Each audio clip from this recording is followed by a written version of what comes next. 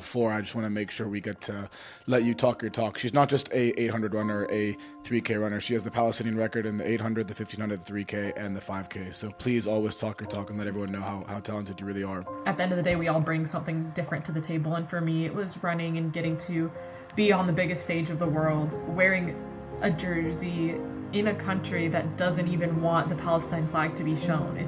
France didn't want the Palestine flag to be raised, and so to be there proud, wearing the jersey, wearing the gear, wearing things in the airport that show that I'm Palestinian, I think is just one of the ways that I get to represent and advocate and help out. I also would like to say to like another young athlete who's thinking about it, just because your route is not traditional, mine wasn't. I wasn't like the top recruit out of high school. I wasn't even the top runner my first few years of college. It wasn't until like the second half of college where I feel like I was really someone that people knew about.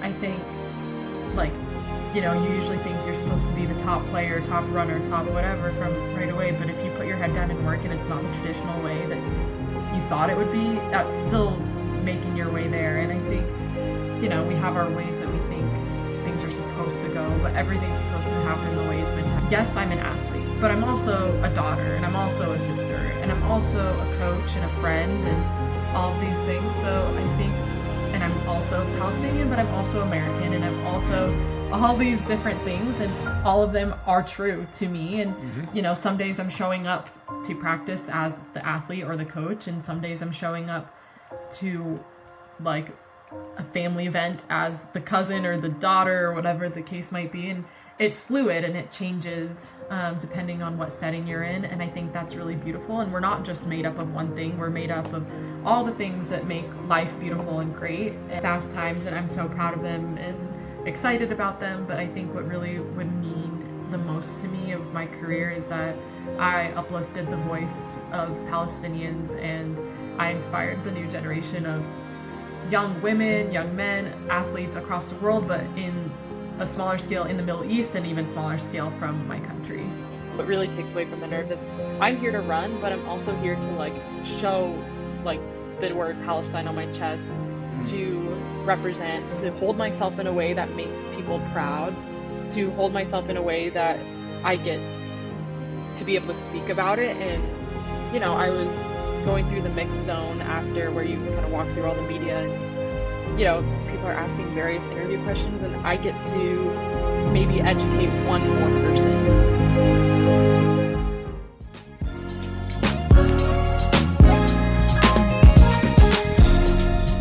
Layla Almasri, welcome to our show all the way from Colorado. We're excited to have you today. Thank you. Thanks for having me. I'm super excited. What up, Layla? Hello, how's it going? Thanks for having me. Wonderful. We're excited. Ramadan Kareem. So I saw you posted on your story you've been fasting, but I also saw you posted on your story you ran 18 miles today. Can you talk to us what your Ramadan schedule is like? Yeah, so my Ramadan schedule, I think, is a little bit different than a lot of people. I think a lot of people like to work out after iftar or sometimes before. I, for the last few years, have found out that I like to train right after Fajr, right after Sahur. So yeah, my schedule's kind of crazy. I wake up, eat, and then I run pretty early. So depending on the day, today was a treat. I ran at 8 a.m. instead of like 6:30 or 6. Wow. But yeah, so I wake up, I eat, and I get my run. And if it's a lifting day, I'll lift as well. And then I, you know, go to work or do whatever I have going on for the day, and just am thirsty until it's time for iftar. But yep. That is crazy. What time do you usually go to bed? Because over here, I'm usually up late and I usually have my workouts during the day, but that is early. What time do you usually go to bed? I'm an early sleeper. Even outside of Ramadan, I go to bed pretty early. Depends on the day, but usually any time between 8 p.m. and 10 p.m., I'm usually in bed. So, um, Wow. yeah, I'm an early sleeper. I love it. It's one thing to partake fully in Ramadan when you're in like training mode, but when you compete, if Ramadan passes over like a tournament or a race, would you still be fasting and competing at the same time? I think it depends on like what the event is and things like that. I've definitely done it both ways. I had a race last Sunday It was just like a local road 7K that they did for St. Patrick's Day, even though that's today, I think. But um, they had a race last week, and I fasted for that because it was in the morning. But usually, if I have a race that's like in the afternoons or evenings, I usually won't because just the way you got to fuel for a race. Of So it course. just Yeah. kind of depends. Okay, fair enough. Well, we'll dive more into your schedule and everything you do. I know you balance a lot, but our first section here on Beyond the Buzzer is a shot clock section. 13 questions. Try and answer as quickly as you can. 1 or 2 word answers. Think of it as like a warm up before we dive into the main conversation. Are you ready? All right, let's go. All right, first question. What is your favorite pre-race meal? Favorite pre-race meal? I'm like a sandwich girl. I think track meets like usually it's later in the afternoon, so any kind of sandwich, lunch kind of deal. Yeah. Right. Is there any track event you wish you were leading besides the ones that you are, focusing on? Oh, I think being a pole vaulter would be really cool. I agree. Favorite city you competed in? Favorite city I competed in? I mean, Paris has my heart because of the Olympics this summer. I really enjoyed that. One song that hypes you up pre-race if you're a music person. Oh, man. Usually it used to be J. Cole, but lately I've been switching over. I'm a little less Jumping on into the music Kendrick these train. days. Yeah. But J. Cole, anything J. Cole has been the go-to the last several years. Love J. Cole. If you weren't a runner, what sports would you play? Oh, great question. You guys are gonna like this. I actually really like watching basketball, so if I were taller and better at basketball, maybe that. But I did play volleyball in high school, Nice. Okay. freshman year, 1 year. Who or what has been the biggest inspiration in your running career? Oh man. I think it's more of a what, and I think the biggest inspiration is just like trying to see like how good I can be, and like that's kind of my main inspiration. I don't really have a person that I look up to other than like my teammates and my coaches like inspire me every day. But yeah, I think it's more of like what I can do on my best day. If you could train with any runner in history, who would it be? That is such a great question. If I could train with any runner in history, my issue is that I'm a runner, but I just recently have gotten into following the big dogs, the pros. So historically, I don't know. But honestly, if I were a sprinter, of course I would want to train with Usain Bolt, but I'm not. Okay. So Yeah. That's a That's fair. who I That's, I would. mean, he's That's the a GOAT. Why fair. not? He is the GOAT. One thing people get wrong about what it means to run professionally. oh, that's a good one. I think that people, how do I phrase this? I would say that people tend to think that there's a lot more money in it than there actually is. So I think that like the top dogs get a lot of money, and I think the rest of the way a lot of people are kind of paying their own way to races and paying their own way to compete. And when you see like professional and even semi-professional, it's like all kind of tiered. Once you're kind of outside of that top group, you're really kind of paying a lot of the way through, which is not like a lot of other sports. Any pre-race superstitions that you have? Oh, I love my checklist. So I have a checklist on my phone of every single thing I need to bring to the meet. And I could do it by memory, but just the act of checking it off on my phone is my superstition. Like I just have to like mark it off. That's good. Methodical routine is very important. Yeah. What's your favorite way to recover after a tough race? Sleeping. I'm such a sleep person, going to bed early and all that. Yeah, I can sleep for 14 hours some days, so definitely going to bed. And then also, I love the Normatec boots, just like sticking my legs in those and getting that compression, like Elite. hits different. I love those. Yeah. One goal you have outside of sports?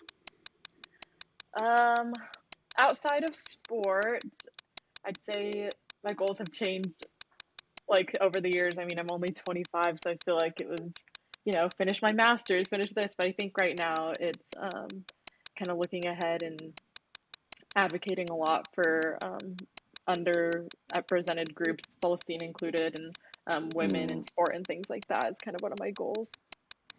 Favorite state in the U.S. that's not Colorado? I'm gonna say And Colorado because it's the best state. it better be a West Coast. It better be a West Coast. I mean, I think if California wasn't so expensive, it would be really great because the beaches and you have the mountains if you go to Northern California. And Yes. I'm a mountain girl, but I do like the beach every now and then. So, I mean, typically now we will reflect on some of those questions. I actually want to leave my reflection to later on, especially because you mentioned about, runners not making enough money as people think. We had this conversation candidly with Valerie as well about swimmers as well. So I want Yeah. to get into that later. Sam, do you have any reflections before we start the main part of the That was the conversation? thing I was going to talk to her about, but Okay. let's just dive in.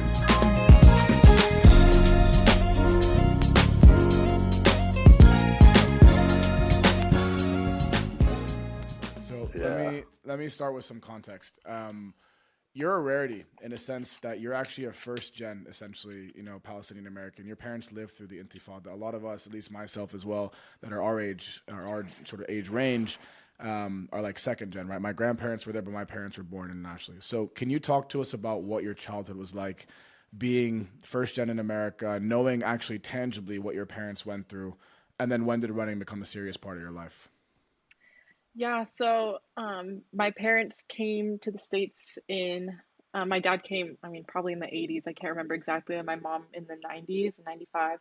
And then me and my sisters were all born here in Colorado. So I think the way we were raised was really fortunate, I guess, from like the perspective of a Palestinian American is like I got to learn a lot, of course, of what they went through, also like still have that really close connection to like Palestine and everything that was going on. And I think there's also some challenges that come with that because you're living in a home of parents who are, you know, still living life in the way that is similar to how they would be if they were still in Nablus versus like I'm being raised um, in America, going to American school, learning English. And so they did a really good job. I'm super fortunate for my parents of like balancing the two, whereas like we were learning Arabic and going to Sunday school, learning the Quran, like things like that, but then also, doing really well in like American schools and things as well.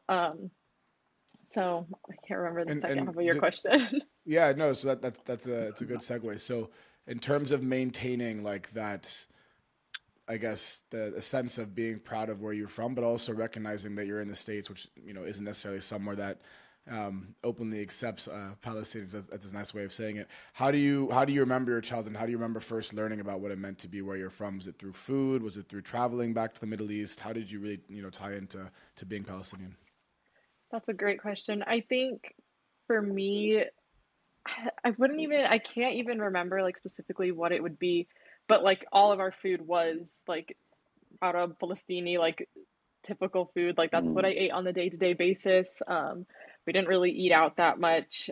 And I think honestly, like one of my biggest memories, I would say I have two. One of my aunts on my dad's side, she lost her son, so my cousin and my uncle, Allah yirhamhum, in Love mom. Nablus, due to some I don't Speak I your don't know what mind I on could our say. Yeah, I podcast. was We like, don't care. You're okay, I good. was like, Yeah, I don't no, know.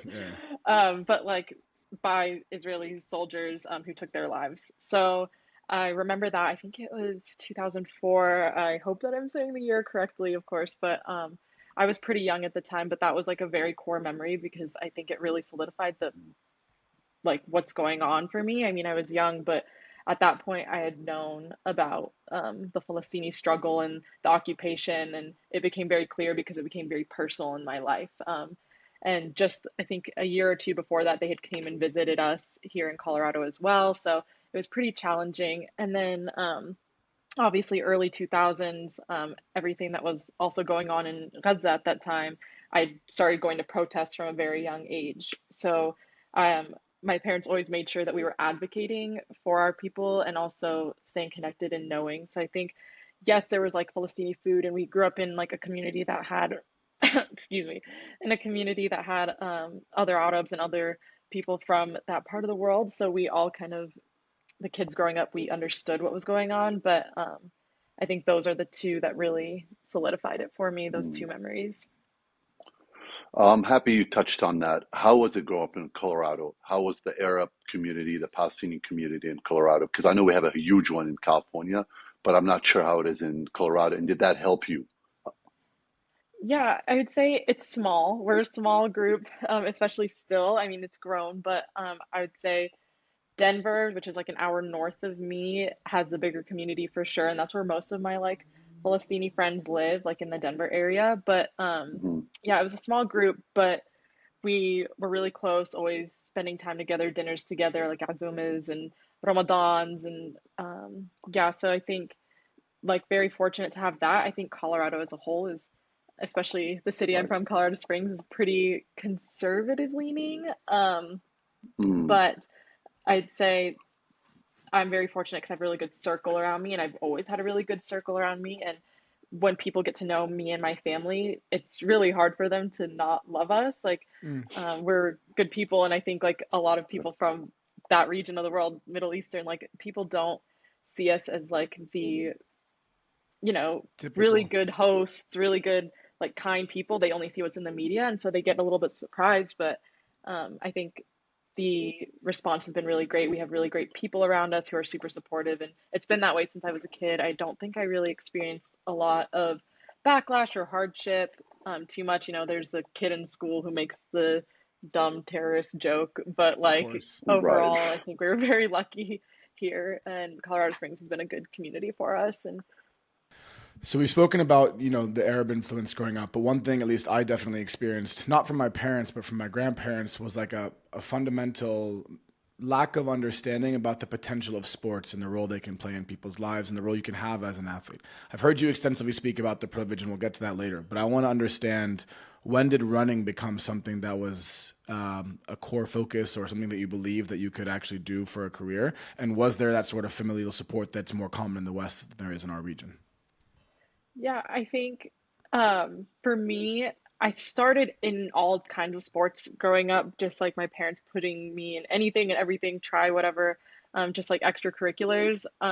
Ended up being pretty good at running in middle school, so went to high school kind of delusional in terms of my ability range, but came back and started training really hard, like realized like if I want to be really good, I had a great coach in high school who told me like if you want to get good, like you have the talent, you just have to train over the summer and over the winter, which I hadn't done prior to that. I would just show up to practice like once the season started and hope that I was ready to go. But Sorry if I can interrupt, what is talent in running, right? Because I think obviously as athletes, we understand what that would mean. But for a lot of people who think like, well, I can just get up and run and don't understand not Right. only the mental side of it, but also like the natural ability. Can you, double click on that a little bit? oh yeah, so I would say talent in running, you hear that thrown around a lot, I guess, in the running world and I'm sure in the sports world in general. But you know, you juggle talent with hard work, and some people get into the sport and they're already really good at running. They're running these times and they don't really train that hard. They don't, they come to some practices and they don't come to others, and they're still on, in terms of high school varsity or whatever, and already running great and have the talent, but they don't have the work ethic, or maybe they do and they have both, and then they like surpass all of the expectations or whatnot. But I'd say for talent, it's definitely like just being able to do the bare minimum and still be really good at what you do.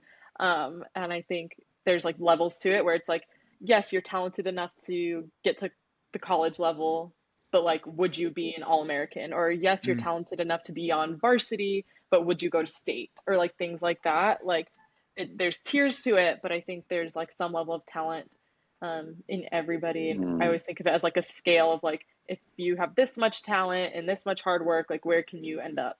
But Mm. that's kind of how I look at it in the terms of running world. Right. Why did you pick running? I'm just curious. As a kid, what made you fall in love with running? And growing up in Colorado, I know it's cold. And do you guys actually practice indoor, or is it mostly outdoor as well? I would say we actually spend a lot more time outside than you'd think. We have sun like 360 whatever days out of the year, so Mm. it might be cold, but the sun's Oh, always out. Hmm. okay. So it's not terrible, but I would say we do have our days where we're inside, that's for sure. Okay. But like, don't get me wrong, we get snow. But I think running for me was a lot of the community and the friends and the teammates I made. Like every single time I was joining the sport, whether whatever level I was in, middle school to college and now post college, and I think the connections and the friends that I've made is like what makes me stick to it the most. I've made like my Mm, lifelong friends. I mean, they see you at your most vulnerable state, like you're running a really hard workout and you're like on the floor, like Mm, trying to not throw up after. Like that's how mm. you make friends. Like you're just so vulnerable because wow. you're suffering from running. And also you run, I mean, today was like a 2 hour long run. And so what are you doing? You don't have your phone. You're not, I personally don't listen to music when I run. Some people do. I Wow. I run do. with I can't. people I most of can't the run time. without Yeah. Me music. neither. That's Yeah, No so I way. How do you don't. do it? Well, usually I run with people, okay. so that helps. So it practices your social skills. I'm able to conversate with people for 2 hours because you're While, trying to hold kill up, hold up. time. While running, you're actually having a conversation. Yes, That's insane. most of the That's time. insane. But yeah, That's so Aboudi, I insane. think that's Aboudi part of can't it. even have a one word conversation with me when I'm training. He's so exhausted. Yeah, it's so You're true. running too fast, then you're running too fast. That's true. But that's, But I'm glad you No, say it like that, because actually yeah, that's something that I've tried to pick up while running, is like pacing yourself. And that probably goes into talent, right? Is understanding when to push and pull. And running isn't really all about like starting slow and going up to your fast. It's actually about throughout the 10 or the 15K, there's probably peaks and valleys, and you kind of know what your body's saying. And then you exert when you can exert, and you don't when you don't. But it's also funny to hear you say that, because we spoke to Valerie about like the individuality of swimming, and she shot back right away and was like, actually, it's a team sport. I don't know what you're talking about. Like, maybe I'm competing alone, but I'm making all my friends. We're practicing together. We all want each other to do well. There's healthy competition, but at the end of the day, right. this is a team sport. And based on your answer, I can see you feel the exact same way about running.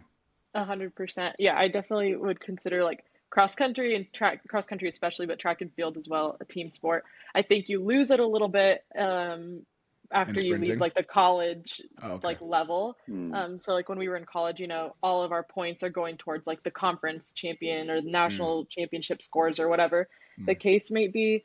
Now it's not so much like that. Even when you're like going to the Olympics and you have multiple athletes, like there's a medal count, but not a team score, like things like that. So it does lose it a little bit, but I would still consider it a team sport. And the way you get better at running is running with other people. Like, mm. interesting. I guess Layla, picking up correct? technique. Yeah. Sorry, Sam. Yeah, Go ahead. Layla, correct me if I'm wrong. You're always, it seems like as a runner, you're competing against yourself. Like you're always trying to get that split second faster, that 1 second faster. So for me, it seems like you're always competing against yourself more than anybody else. Am I right?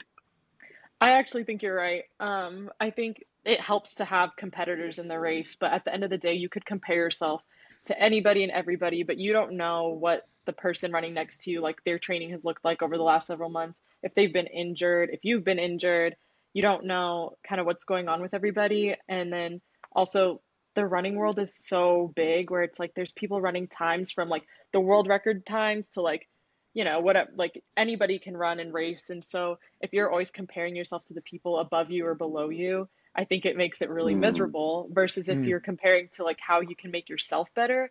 I think that for me has been a huge thing. I'm a very competitive person. Like I love winning races and winning my heat and things like that. Like of course, but it's mostly like, well, did I run my best race on this day? Even if I was sixth in the heat or whatever, did I run my right. best? Did I PR? Did I do everything I could to be successful on the day versus, Mm, whatever my place ended up being. And I think that's tricky for some people to understand because, you're watching like other more traditionally team sports where it's like there's a winner and a loser, but there's so many stories on the track that you don't know of what people are dealing with. And somebody who could have just been injured a year ago, didn't think they'd be able to run again is in your race, and right. that's a win for them. Like you don't know. So there's so many different stories going on, and they're Wow. beautiful and Okay. they're fun.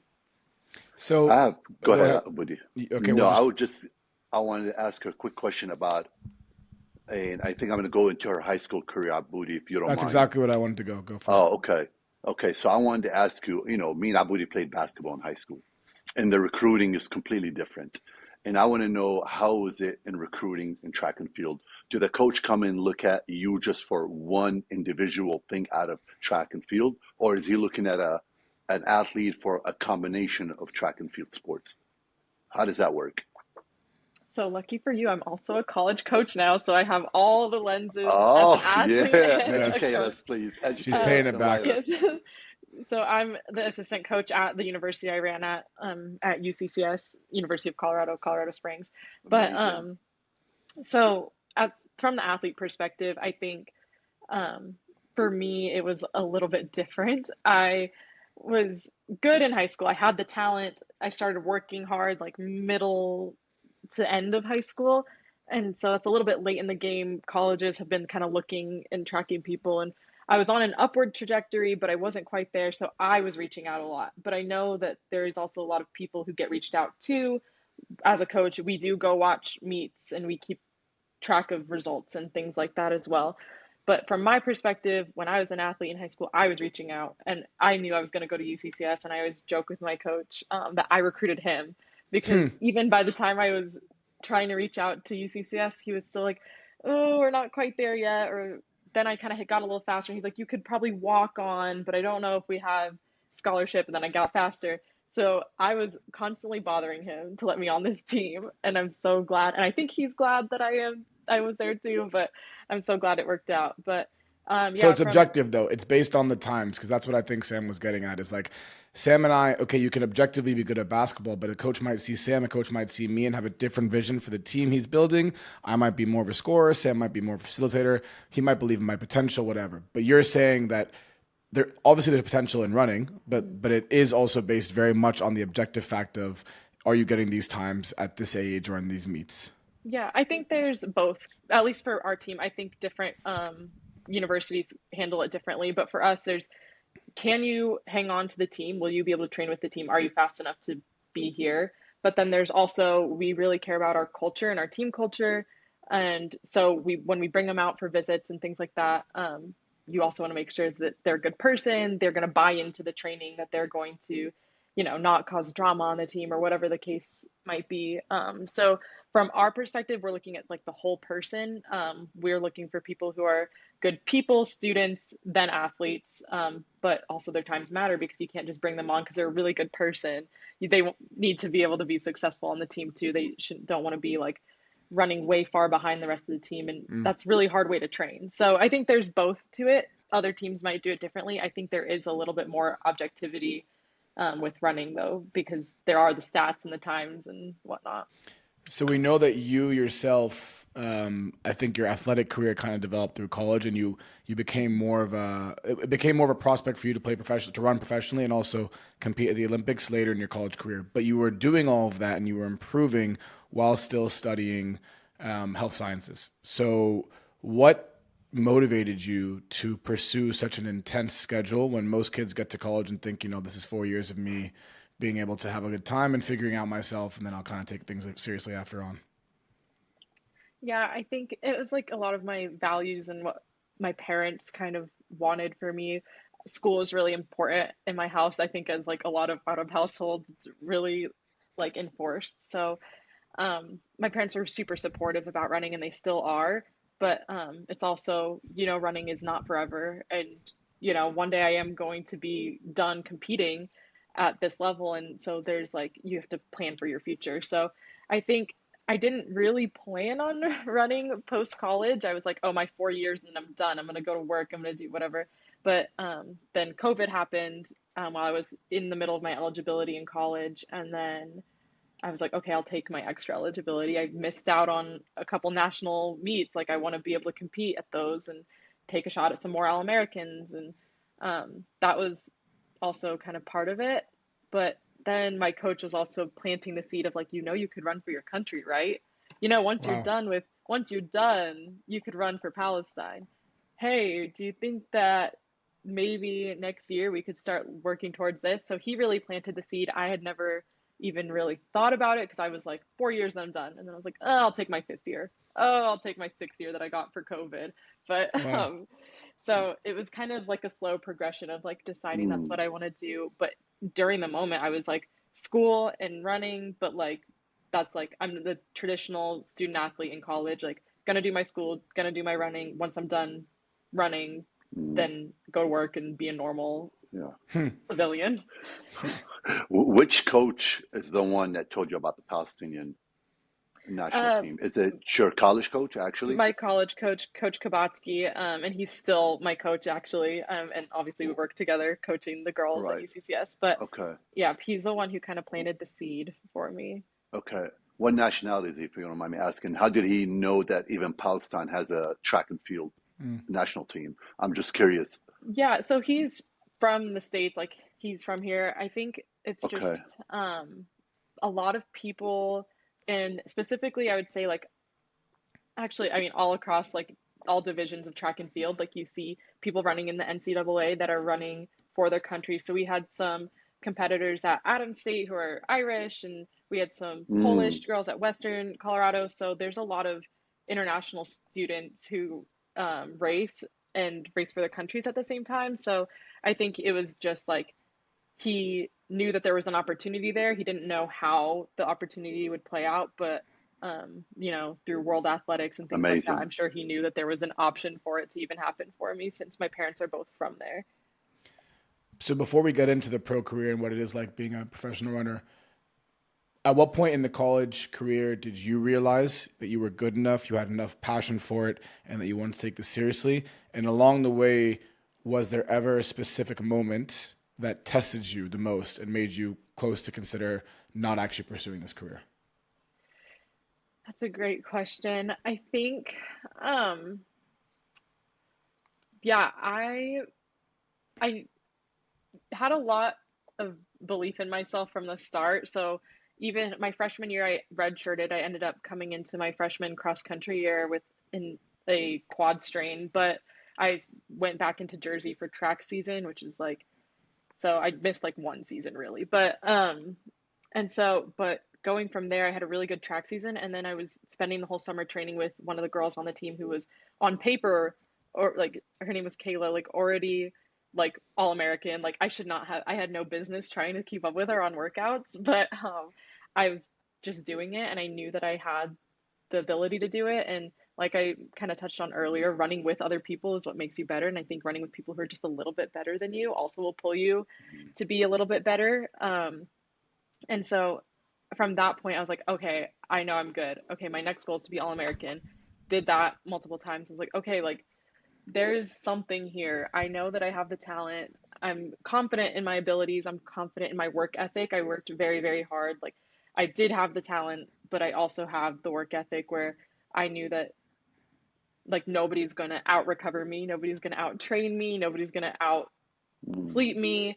And so I knew that it was kind of moving in that direction. And I would say like around when COVID had just passed, like maybe 2021, when my coach was really kind of pushing like the idea, I was like, yeah, I think I could do that. And we started to look up the national records for Palestine, and where I was like, oh, I could do that like right now. I could do that on the track right now in practice. Like this is something that I could do. And I think that's kind of how it went, where it was like slowly, like I had the confidence at the college level, and then it was like, okay, I've hit this milestone, what's next? Where can I take this? Which was really, really cool that I had the opportunity to take it further. So I actually just want to ask a follow up there before Sam. I know you've got a question on no, go ahead, brother. representing Palestine. So that's very interesting for me because I can go have a practice. Let's say Sam's my coach and I have and you know I'm playing for his pro team. I can go have a practice and I can hit 15 threes and cross everyone up and dunk on someone, but that doesn't mean I'm going to go do that in a game, right?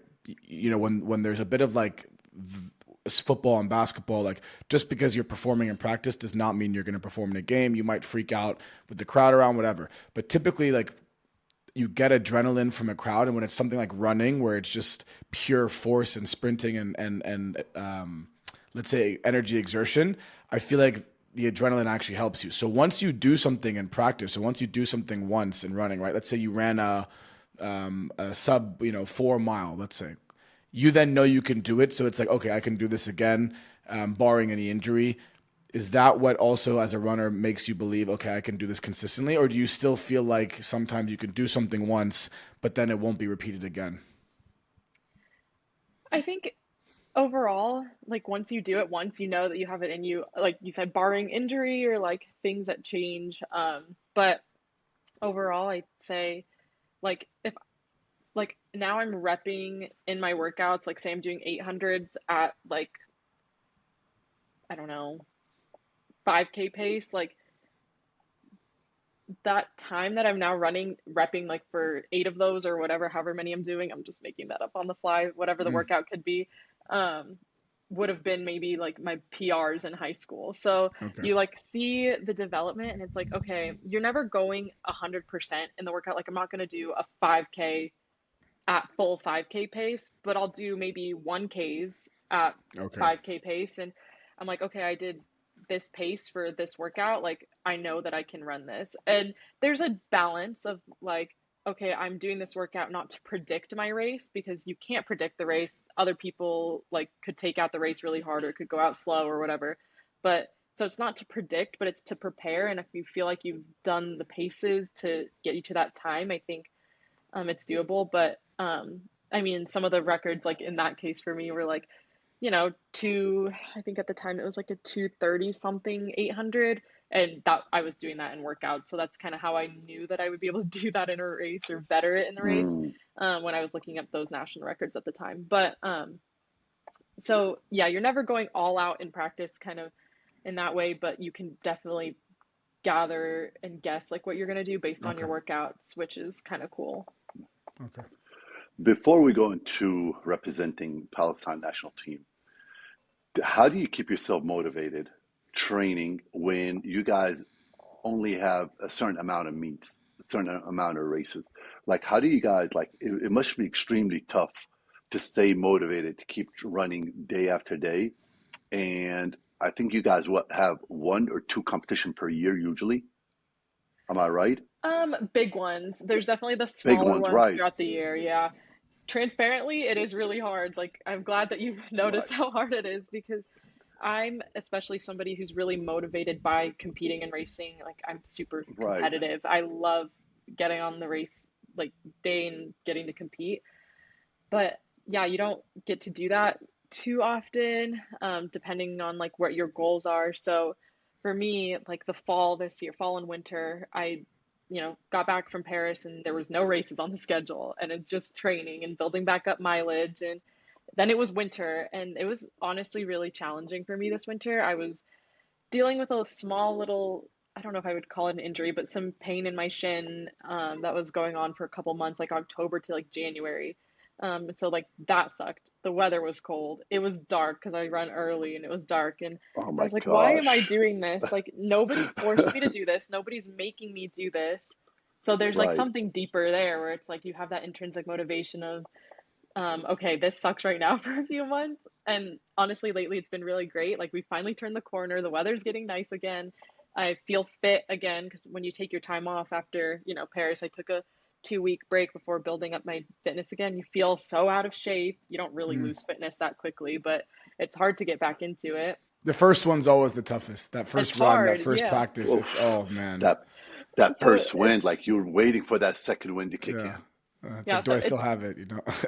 it's tricky. So it's really tough. And when you don't have any races on the schedule, it really does suck. And so staying motivated for me is like remembering why I do it, and that nobody's forcing me to do it. I could stop at any time, but I want to do it. And then, yeah, just having gratitude. I think the biggest thing is being grateful that I had the ability to do it, for the opportunities that running has given me. I've gone to see the world because of running, and I still want to continue to do that. And I think that's how I stay motivated is just like trying to ground into the Mm, gratitude side of things and trying to ground into the appreciation and playing the right. long game of like, yes, it sucks right now, but in a few months it's going to be May and you're going to run a 5K PR and you're going to be so happy that you trained through this horrible windstorm or whatever.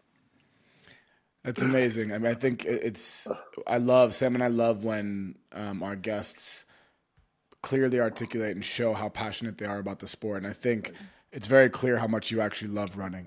But I also think there's another side of your passion, and you've spoken extensively about it, which is you also feel an immense sense of privilege representing Palestine. People like you, Valerie, Sani Sekakini, other athletes that we haven't had on the podcast yet, you guys are beacons of light in an otherwise dark world for Palestinian athletes. And I want to know, and I know Sam wants to know because we haven't had that pleasure, is the first time you realized you could represent Palestine and the first time you put that jersey or that pin across your chest, what did that feel like? How liberating, I mean, what's the word that you would use, right? What was that like? Oh man. So I think it's like the easiest word to go to, but I was just excited and really proud.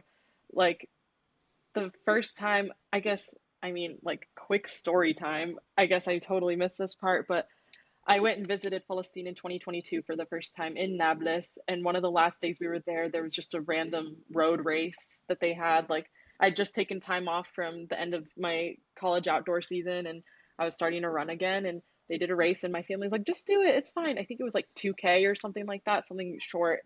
And I was out of shape, but I was like, I'll do it. I was the second finisher overall. So men and women, and then obviously the first woman. And everybody's like, who are you? Where are you from? Blah blah blah. And they had some of like the representatives, I think, from the Palestine Olympic Committee. If not, it was just Palestine Mm. Athletics Federation. But they were like, give us your contact info. We want to know who you are. We want to get in contact with you. Um, and I This is told my while your coach coach about is it. also whispering in your ear saying, hey, you should compete for Yes. Palestine, correct? So Right. Okay. that's kind of when I first was like, oh, this is really going to happen. I didn't hear from them, but my coach went behind my back. Like, it wasn't like I didn't want to In a do good it, but way, yeah, of course. he emailed the Palestine Athletics. He did some research. I don't know how he found their info, but and he kind of Wow. really got the ball rolling from there. And it was a couple months process because I started racing here in the US, obviously born here, so I was listed on World Athletics as American. So there's a process of getting that changed, like getting my Palestini passport and then getting switched over to Palestine. So if you ever go online there, it says like able to represent Palestine as of March 2023 is when I Okay. officially got that.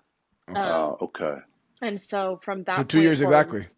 yeah, 2 years exactly. So yeah, that was the first like moment of like, oh my gosh, this is exciting. I get to do this and represent, and I'm so proud.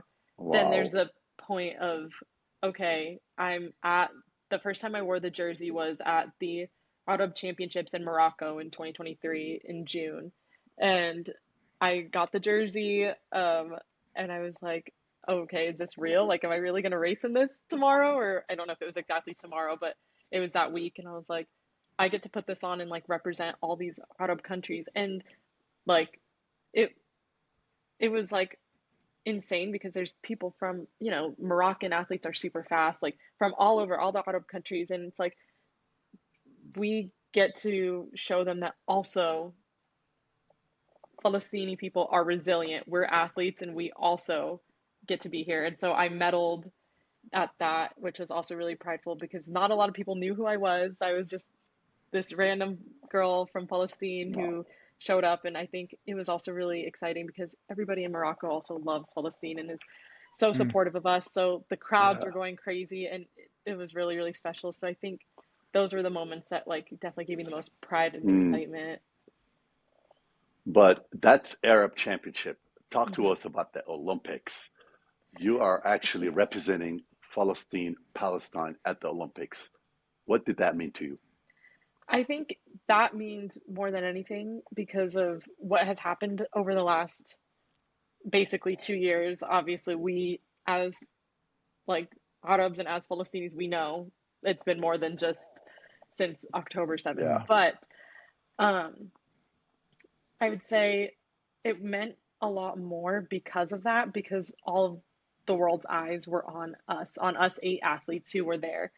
So people seeing that we are resilient and we're going through something so difficult, so hard. We're losing loved ones, teammates, coaches, facilities. We are going through probably one of the hardest times, and we still are showing up to Mm. participate. We're still there. I think like brought a whole other sense of meaning to it. I ran the 800 there, and I'm not an 800 runner. I'm a 1500, 5K, like middle or long distance. And but because of the way that universality qualifications work in the Olympics, so that every country's represented, there's options, right? Okay. There's the marathon, the 100-meter dash, and the 800 for this year, and 800's closest to runner, so that takes away from the nerves. But what really takes away from the nerves is I'm here to run, but I'm also here to like show like the word Palestine on my chest, Mm. to represent, to hold myself in a way that makes people proud, to hold myself in a way that I get to be able to speak about it. And, I was going through the mixed zone after where you kind of walk through all the media and, people are asking various interview questions, and I get to maybe educate one more person. At this point, to me, I don't think that there's a reason that people shouldn't know what's going on. I think it's been so much in the world of social media and in what's been happening since October 7th. People should know. But if there's one person who doesn't and they're watching the Olympics and one of us, they see Valerie's interview, they see my interview, they watch like anybody's interviews, they get to learn a little bit more and put a different face to it where it's like, oh, okay, this is not like what I see in the media.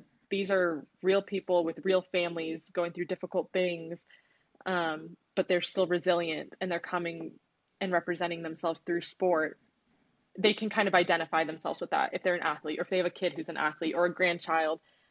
I think that's really meaningful. And I think that there's a lot of ways that sports can transcend just the athletic kind of realm. And I mean, people like to say sports are not political, but they've always been political and they always will be political. Yeah. And if I get to use my talents to bring awareness and show a good face to what's going on, then I think that's really important. And that made me less nervous for the race. I guess a long way of saying it is that I was on the line and I was like, I care about my result and I'm Bigger really than excited to me. race here, Yeah. but it's bigger than me. And I feel like I had all the support of every single Palestinian in the world behind me, which was really special. I mean, I'm getting goosebumps talking about it, and I have a follow-up on that. But before, I just want to make sure we get to let you talk your talk. She's not just a 800 runner, a 3K runner. She has the Palestinian record in the 800, the 1500, the 3K, and the 5K. So please always talk your talk and let everyone know how talented you really are. But a slightly tougher question, and one that Sam and I have discussed intensively and extensively. Sorry, you are very open about the privilege of representing Palestine, but there is a duality to that, which is the guilt and the overwhelming emotional weight of putting on that jersey, knowing that there are millions of people who aren't as fortunate as us. Have you experienced the downside of that sort of emotional weight? Yeah, I think especially going into the Olympics, it's hard to juggle because you're really proud and excited, but it's also like, what am I doing? Like, I'm going to this incredible event. Like, I'm super grateful. We get to stay in this athlete village. We get food. We get this. And I get to go do all these things while my brothers and sisters in Palestine are really struggling. And so it's kind of a like, what am I doing here? Like, is this really important? I could be doing something else. And so there is a little bit of a guilt or like, I don't know, like a similar to an imposter syndrome type thing of kind of trying to balance that. And I think it's really tough, especially in the early times. I think when everything first hit, it was like, okay, I'm going to go and run every morning. Like, what am I doing? What am I doing about that? But I think the best way to grapple with it is everybody kind of brings their own thing to the table when it comes to bringing awareness and the activism. And, some people have really great financial means and they can donate a lot to humanitarian aid. Some people have really great connections where they can help evacuate people. Some people are able to uplift voices via their photography or their social media or whatever. And for me, it was, I can use my talents and what I've been given from Allah, like as a Muslim, like from Allah, I know that I was given this talent and I can use it to help bring awareness, to advocate. And from Paris, I've grown a platform, I guess, on Instagram and for lack of a better word, and I get to share more and raise awareness and get involved in different campaigns and get involved in different ways that can help raise money, help do whatever. And if that's the way that I'm meant to help out, that's kind of how I grapple with it. Because at first I was like, what am I doing? I don't know why this is so important to me and it shouldn't be. But I think at the end of the day, we all bring something different to the table. And for me, it was running and getting to be on the biggest stage of the world, wearing a jersey in a country that doesn't even want the Palestine flag to be shown. France didn't want the Palestine flag to be raised. And so to be there proud, wearing the jersey, wearing the gear, wearing things in the airport that show that I'm Palestinian, I think is just one of the ways that I get to represent and advocate and help out. Even if it's not in the way that people always think you should be or can be, it's like everybody has their own avenue of doing it. We spoke of what it meant to you, but we didn't ask you what did it mean to your dad and mom for you to represent Palestine. Can you tell us a little bit more about that? I think that they're really proud, and I hope they're really proud. I obviously don't want to speak for them, but I think running for my parents, we kind of talked about it briefly early on. Like in the Arab household, like sports aren't always the biggest thing, and they've always been super supportive. But there's also they understand running at a base level, but I could have the worst race of my life and my mom is like, yeah, you're so fast, you ran great. And that's really good sometimes because you just need someone in your corner. Yes. Sometimes I'm like, don't tell me it was a good race. It was not a good race. But once there's the aspect of it of, okay, I get to represent Palestine and I get to represent my country and my parents' country. I think they got a little bit more on board even than they already were. Like I said, they're super supportive from the start, but it's brings them a sense of pride. And then they have old friends or like distant family calling and saying like, is this real, like is your daughter gonna do this? And I think it made them really proud and excited, and I think there was a lot of emotions with it. They had this really cool thing at the finish line after my first round. I ran twice in Paris, but the first day, and they took like my parents' phone numbers and my parents like distributed to like other family friends and like my best friends in Denver, that when I crossed the finish line there was a TV screen. They were like on Zoom or something, all of them watching me, and I crossed the finish line and the first thing I see is my parents and my friends and That's stuff. amazing. And so that was really emotional because then I was crying and then my parents were crying. So I think it meant a lot to us and to my parents and to the entire community. So yeah, I'm really proud that I made them proud, and they wear their gear that I brought back from Paris all the time. They go on their daily walks, and my dad has his Paris 2024 hat, and my mom has her sweatshirt, and they're always telling everybody that their daughter went to the Olympics for Palestine, and yeah, I think it's really cool. I love it. That's amazing. Before we transition to the final part of the conversation, I think anyone listening would have found, multiple nuggets of motivation if they're teetering on the edge of whether or not to pursue an athletic career. But just because it's always good to ask the question directly, one piece of advice for any young athlete that isn't really sure if they want to take the leap, especially in a sport like running and swimming, where, as we said at the beginning and as we're going to talk about now, the financial return isn't as much as a sport like basketball or football. But at the end of the day, like you said, sports are a platform. It's a privilege to compete at a high level. It's an opportunity to share your thoughts and your position on certain things in the world. So what would you say to anyone who's struggling to make that initial leap? Yeah, I think for me, I would definitely say it opens so many doors. Like, yes, you might be hemorrhaging a lot of money to fly to races and to get a hotel and things like that.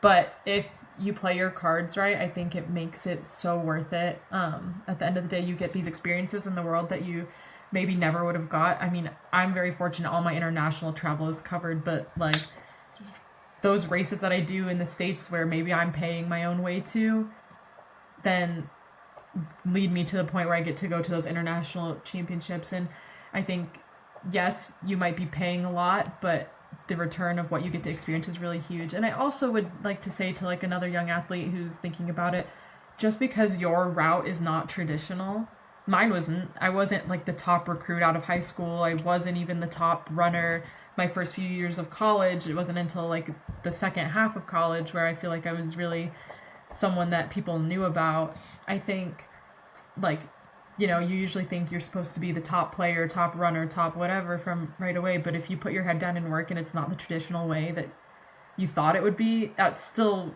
making your way there. And I think, we have our ways that we think things are supposed to go, but everything's supposed to happen the way it's meant to happen. And even if it doesn't look like the person next to you, it's your specific journey. And I think it still holds a lot of value. And in sport, you learn a lot. I mean, it might take you further in sport, but it also, when you're looking for jobs in the future, like jobs really you can put on your resume, okay, I was an All-American, or I ran this, or I was at the Olympics. They don't really care, but you learn to market it in a way of like team building.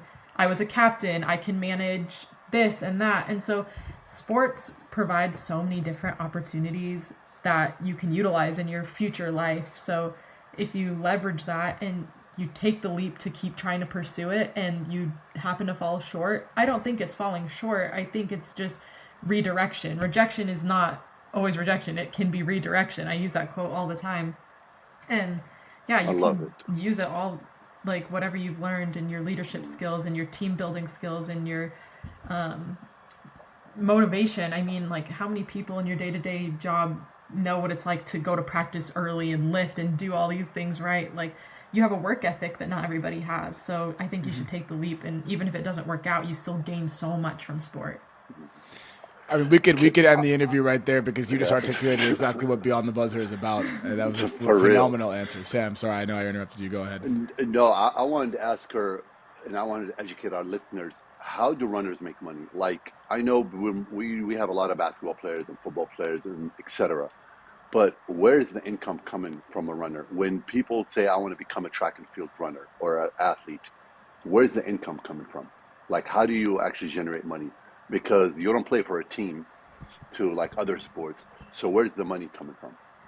I think there's a lot of different, like, it funnels from so many different angles. The main one I would say is contracts. So if you have like a shoe contract or like a sponsor contract with a certain brand, I think it starts there because then you kind of get financial support through that. I think that's a lot of people. But then there's appearance fees. So if you're going to a certain meet, you can like have an appearance fee for going to that meet and they'll pay you for that. Okay. Winning certain races and things like that, you can get paid. Pacing, I've done a lot of pacing work, so I'll go to what is that, if you can like a high school race or something, and I'll pace them to the high school record. I did that last year. Okay. And you get paid for that. You can get paid from like smaller deals where it's like maybe you have like your shoe contract deal, but then you also have like your nutrition deal with some like hydration brand, and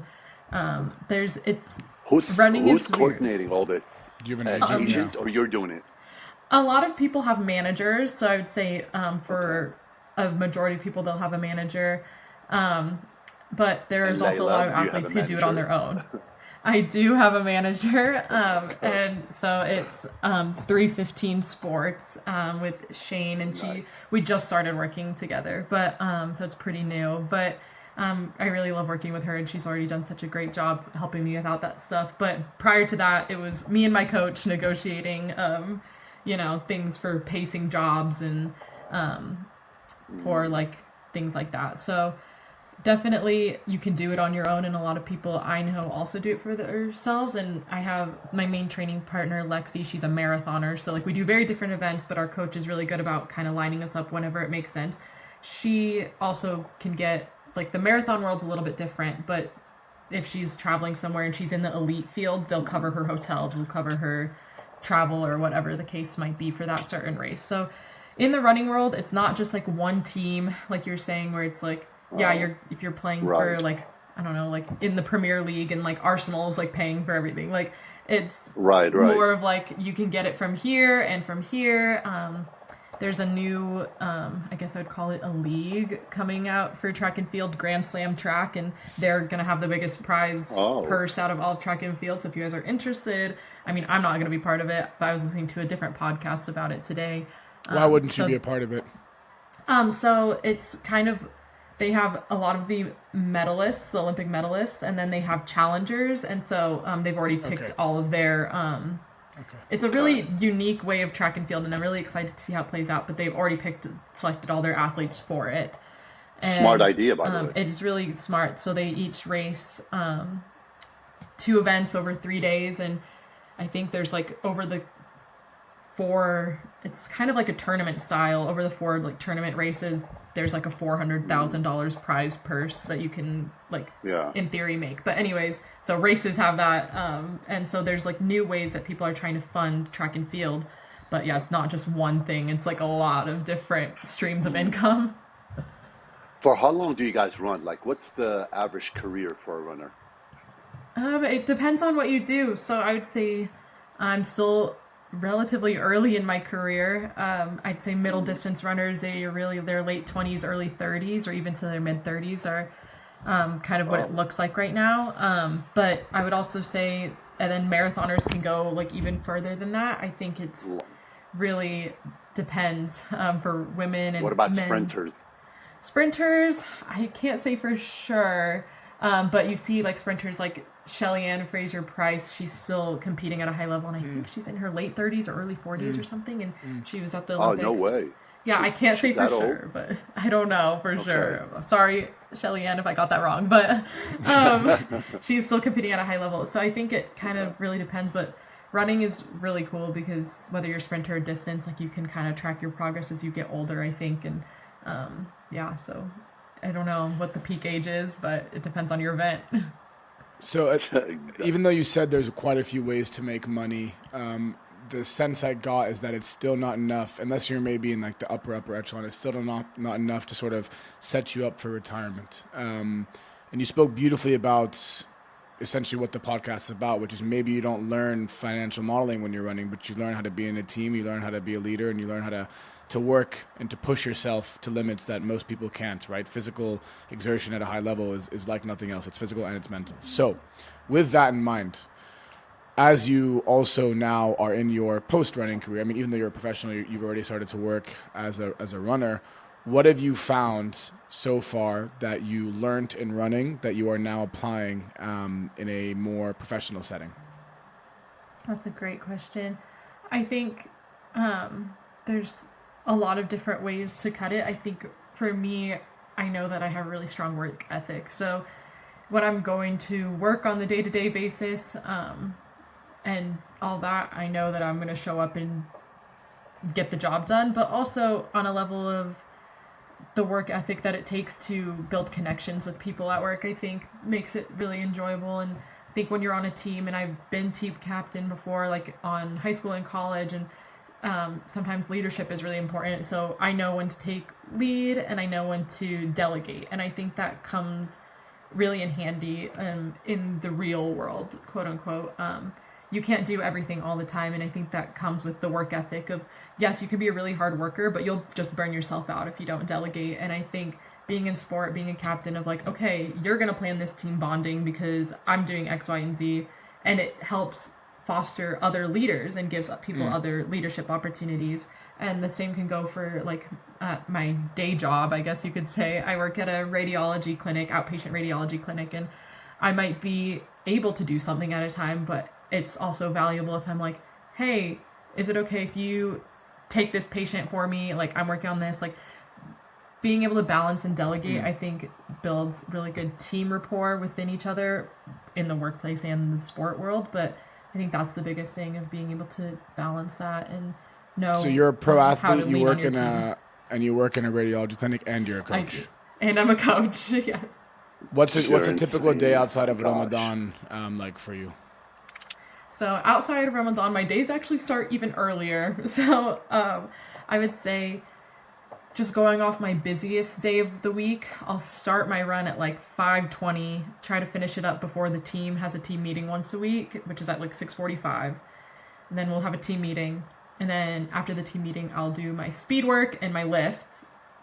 And then by then it's like 9 o'clock. I come home, shower, get ready for work from 10 to 6, sometimes 5:30, depending on the shift I have. And then I come home and I literally go to bed. I eat dinner and I go to bed, which is kind of my day-to-day. And that doesn't include like days where I might be sending recruiting emails for coaching, or helping Coach K write workouts or race plans and things like that. But that's like my busiest days. But for the most part, it's run in the morning before team practice, coach team practice, go to work, and come home. Oh my gosh, Layla, how do you even find Yeah. time for yourself? I mean, Like that's mentally, like this is draining. Like, where is your mental health when it comes down to such a thing? Like, adding, like, you don't really have time for yourself or anything outside of work or sport. Yeah, I think it's choosing what's important to me. And I think I'm really lucky with the team that I coach and the environment I'm in and the people I train with. That's like my main social circle. So I get to see them and still enjoy time for myself. But it has to be really intentional. And sometimes you have to drop something and you can't hold all the cups at one time. And so there was a period of time where my strength coach is going to kill me if she listens to this, but where I was not lifting for a couple months because I was just like trying to figure out how I'm going to balance my lifting and my running and my working. and coaching and everything. And so there was a period of time where that kind of fell to the wayside. I've figured out how to balance my schedule now where that is not fallen off anymore. And obviously strength training is really important. So I'm really glad that I've gotten back into it. But some things are going to fall. And sometimes it's like, okay, this day I was going to hang out with my friend, but I'm just too tired. Like I'm going to have to reschedule. But then sometimes it's like, okay, I'm going to take extra time off work because I can't do it all. And my work schedule is really flexible. I'm actually, they call it PRN, which is as needed. So I get to build my schedule. So if I know I have something coming up socially with my friends or an event, it's really easy for me to take the time off. And so they schedule me around my schedule, which is great, which is why I get to start at 10 most days. And I could even really, in theory, leave earlier than 5:30 or 6. Some days I do work until like 3. But that's also sacrificing like further income that pays for my races and things like that. So you have to kind of decide what's important to you at a given time. But yeah, I think I'm also at a time in my life where all my friends are also busy with their work life and their jobs, and they're getting engaged and all these things. So like everybody is kind of doing their own things here in their mid-20s. So I think it's okay. But yeah, I think it can be really challenging. And I think that was one of the challenges of this winter where I was like, what am I doing training and doing all this? No one's asking this of me, but I'm doing it for myself. And like I don't have to do it. And it's really hard right now, but dedication. Yeah, but it wasn't enough to not, it wasn't enough to stop. I was too dedicated. I just love it too much. And you have to just find like the motivation, but also motivation can only take you so far. But that's what it takes. Yeah. But I mean, that's a dedication. That's what it takes to be a high level athlete, unfortunately. It is. Yeah, I also think there's a quote I read recently, which is always like the actions you seek are always in the actions you avoid. So the answers you seek are in the actions you avoid. It's like you can sit and you can be writing about what am I doing this, am I doing too much, am I not doing enough, but ultimately whenever you actually put yourself in the arena and you do what you know you want to do, then you actually get that sort of liberation and that stimulation that you're seeking. And I think you've articulated that so well, right? It's not easy to go from thing to thing. Sometimes when you're doing so much, like sometimes it can be good because it means you can compartmentalize and you can train and you can work and then you can go home and you can repeat. But then when you do that routine over and over again, everyone always says routine's great, but you can lose yourself. Right? You can completely like get lost in a routine without remembering that it's important to be grateful. Like, okay, I just finished this run. Give me 10 minutes to like relax and be grateful that I ran, but also mentally prepare for my job now. And I think that's the biggest thing I've learned along the way is that I'm the kind of person that thrives with a lot on his plate, but only if I acknowledge and appreciate and am grateful for what I have on my plate along the way. And it's always interesting hearing different people who also try and balance a lot and the things they go through. But I have one question before we go to our final 3 questions, and then Sam, I'll see if you've got anything else left. Can I jump in there real quick? Yes, What you said like really resonated with me. What we always tell the girls on the team, and when I was on the team, coach would always say this to me, and it was just about being present. And so every morning he'd start practice like just focus on being present today. Like what if we're leaving for a trip, whatever Colorado Springs problems are going on, we're on our way to Florida for nationals. Like you leave your Colorado Springs problems in Colorado Springs and they'll be there when you get back. And we've kind of reframed it now to like a different quote where we tell the girls like be where your feet are. So if you're at practice, like be where your feet are, you're focused on practice, you're not thinking about your classwork that you have going on. I'm going to work, be where my feet are, not worrying about like all the recruits that I need to email back, like trying to make sure I need to do those things, but also being present and enjoying the moment, because if you're not, then you're just going to stress yourself out. And you also miss a lot of really important things when you're not being present and enjoying and having gratitude for like the time that you're in. And you'll look back and be like, why didn't I appreciate that? Why was I not present when I was at this really cool event? And I was thinking about, I need to fly home and do this and that when I get back. And I've had that before. And I think like really being where your feet are is the best way to put it. And I like that a lot, actually. And that's something that I definitely struggle with, but I'm trying to be better about. It's insane that you say that like that. But I'm gonna go into our last 3 because I think the question I wanted to ask is actually pretty relevant with that. So for me, and we've spoken about this maybe indirectly, but I'd love to ask it more directly to you, which is, what does the word identity mean to you? And the reason I ask that is because, as athletes, you can be told you're a runner, you're a basketball player, and that's pretty much it. And then, you realize that you can't do it forever. You spoke about this candidly, right? So when you think about your identity and who you are, what does that mean to you? Yeah, I think identity can be shaped by so many different things, and you can't really put yourself in a box. You have your sense of self, and you're like, well, I'm just an athlete. But what happens if that goes away? What happens if you get injured and you lose that piece of you? Or like, I'm a musician. What happens if I can't play that instrument anymore? Whatever the case might be, it's like you have to be able to look at the whole picture of yourself and what that kind of looks like for you. So it could be, yes, I'm an athlete, but I'm also a daughter, and I'm also a sister, and I'm also a coach and a friend, and all of these things. So I think, and I'm also Palestinian, but I'm also American, and I'm also all these different things, and all of them are true to me. And, you know, some days I'm showing up to practice as the athlete or the coach, and some days I'm showing up to like a family event as the cousin or the daughter or whatever the case might be. And it's fluid and it changes depending on what setting you're in. And I think that's really beautiful. And we're not just made up of one thing. We're made up of all the things that make life beautiful and great. And I think it's really important to remember that our value is not just in sport. Our value is not just in how we perform on the track or on the courts or on the field. And just like our value is not only how we perform in school, our value is not just if I get straight A's. Your value is in who you are in the grand scheme of things and in the whole picture. And so your identity can kind of just look like a lot of different things on a different day, and you have to accept that for what it is and know that you carry a lot of different things on your shoulders, and it's beautiful, and it makes you yourself. It makes you who you are and the whole picture. You're not just one thing, and I think that's what identity is to me. I love that. Amazing. One thing you haven't accomplished yet that keeps you up at night? Ooh, one thing I haven't accomplished yet that keeps me up all night is breaking 16 minutes in the 5K.